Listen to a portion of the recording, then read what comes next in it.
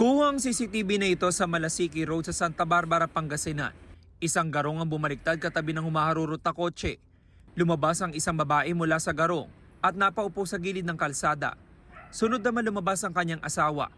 Nagtamo ng mga sugat sa iba't ibang bahagi ng katawan ng mag-asawa. Kwento nila nabangga sila ng kotse na nakunan sa CCTV. Huminto raw ang kotse pero bigla rin daw itong tumakbo palayo. Patuloy pa ang imbestigasyon. Patay ang 3 minor de edad na sakay ng motorsiklo matapos sumalpok sa isang bus sa Cadiz Negros Occidental.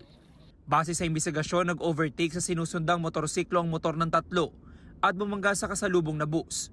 Hinay-hinay ni siya, sir.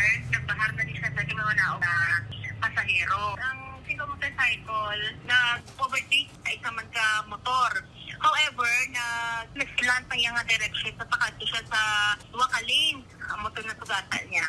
Iniimbestigahan ng pulisya ang pahayag ng ilang nakasaksi na tila nakainom ang mga sakay ng motorsiklo. Itinanggi na ito ng kanilang mga magulang.